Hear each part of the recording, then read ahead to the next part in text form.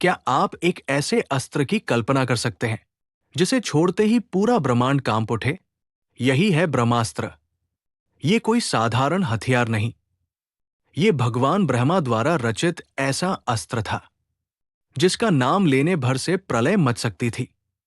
रामायण में राम ने रावण पर और महाभारत में अर्जुन और अश्वत्थामा दोनों ने इसका प्रयोग किया था, लेकिन एक बार छोड़ा तो वापस नहीं लिया जा सकता।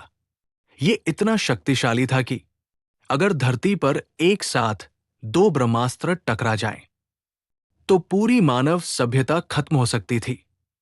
इसीलिए इसके प्रयोग से पहले मंत्र, ध्यान और तपस्या जरूरी मानी जाती थी, वरना ये अस्त्र अपने स्वामी को भी भस्म कर सकता था। तो सोचिए, अगर ब्रह्मास्त्र आज के समय में होता, क्या कोई बच पाता इसकी तबाही से? ये वो अस्त्र था जिसे भगवान शिव सिर्फ उन्हीं को देते थे जो मृत्यु से नहीं डरते थे।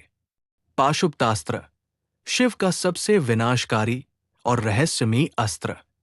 इसे चलाने से पहले ध्यान, मंत्र और शिव की अनुमति जरूरी थी। कहा जाता है, ये अस्त्र चलने पर सृष्टि में जीवन का अस्तित्व तक मिट सकता था। ना देवता बचते, ना राक्षस, ना ब्रह्मांड। ये अर्जुन को मिला था स्वयं भगवान शिव से, लेकिन उन्होंने भी इसे कभी चलाया नहीं, क्योंकि परिणाम अकल्पनीय थे। तो सोचिए, अगर आज के समय में कोई पाशुपतास्त्र का अधिकारी बन जाए, क्या पृथ्वी बचेगी? एक ऐसा अस्त्र जिसे भगवान नारायण ने स्वयं दिया था और जिसका विरोध करना मतलब अपनी मृत्यु को बुलाना। ये था नारायणास्त्र, विष्णु का परम विनाशकारी दिव्यास्त्र, जो क्रोध से जलता था और विरोध करने वाले को राख कर देता था।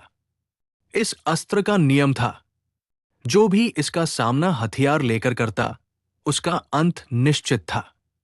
सिर्फ शांत और समर्पित योद्धा ही बच सकता था। महाभारत में जब अश्वत्थामा ने इसे चलाया, तो पांडवों की सेना में हाहाकार मच गया। यहां तक कि अर्जुन भी इसे रोक नहीं सके। भगवान श्री कृष्ण ने कहा, हथियार मत उठाना, शांत रहो, वरना ये अस्त्र सबका सहार कर देगा। ये गुस्से को पहचानता था और उसी पर हमला करता था। नारायणास्त्र सिर्फ एक बार चलाया जा सकता है और उसके बाद फिर कभी नहीं। सोचिए, अगर आज ये अस्त्र चल जाए, क्या दुनिया बच पाएगी? कल्पना कीजिए, एक ऐसा अस्त्र जो सिर्फ सोचना ही धरती को हिला दे। ये था ब्रह्मशिर अस्त्र, ब्रह्मास्त्र से भी कई गुना विनाशकारी, जिसे खुद ब्रह्मा से प्राप्त करना पड़ता था। जब इसे चलाया जाता तो आकाश लाल हो जाता, हजारों सूर्यों का प्रकाश एक साथ प्रकट होता। इसकी शक्ति सिर्फ शरीर को नहीं, बल्कि आत्मा तक को भस्म कर सकती थी। पुनर्जन्म भी असंभव हो जाता। इस अस्त्र का प्रयोग सिर्फ दो योद्धाओं ने किया, अर्जुन और अश्वत्थामा, और उसे भी रोकना पड़ा, क्योंकि आगे सिर्फ अंत था। अगर ये धरती पर गिरता, तो हजारों साल तक उस भूमि पर न जीवन होता, न हरियाली, बस राख और शून्यता।